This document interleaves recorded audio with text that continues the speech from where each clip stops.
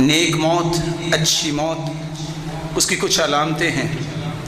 انسان کو اللہ مرنے سے پہلے خوشخبری دے دیتے ہیں، اس لیے موت کا خوف اس سے دور ہو جاتا ہے، بلکہ وہ خوشی خوشی اپنی عبادت، تیاری، ذکر میں مشغول رہتا ہے۔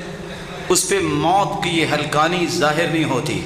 اللہ کے رسول بھی کلمہ پڑھتے پڑھتے، گفتگو کرتے کرتے، اور صحابہ کرام بھی اللہ کے پاس گئے۔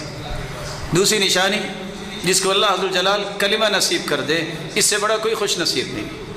موت کے وقت جسے کلمہ نصیب ہو جائے، اللہ کے پیارے پیغمبر نے فرمایا یہ اچھی موت بھی ہے اور ساتھ یہ جنت بھی جائے گا۔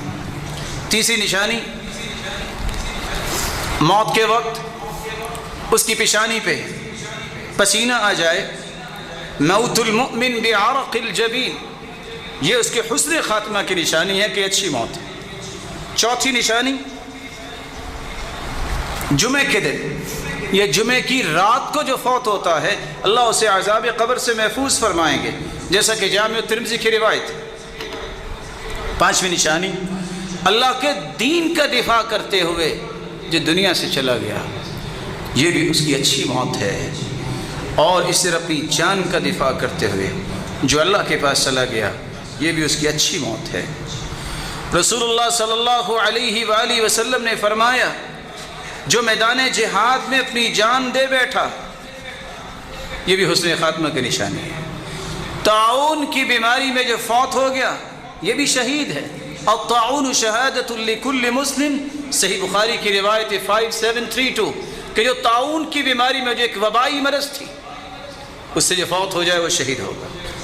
رسول اللہ صلی اللہ علیہ وآلہ وسلم نے فرمایا، الموت بداء البطن، پیٹ کی بیماری سے کوئی بیماری جس کا پیٹ کے ساتھ تعلق ہے اور وہ فوت ہو جائے وہ شہید ہوگا۔ المبطون شہید، صحیح بخاری کی روایت ہے۔ جو ڈوب کے مر جائے پانی میں، یا اس پہ کوئی چیز گر جائے، پہاڑ یا کوئی چھت یا کوئی اور چیز، فوت ہو جائے، آپ نے فرمایا وصاحب الہدم شہید والغریق شہید، جو پانی میں ڈوب جائے وہ بھی شہید ہے۔ کسی کو آگ لگ جائے، اللہ سب کو محفوظ فرما دے، وہ بھی شہید ہے۔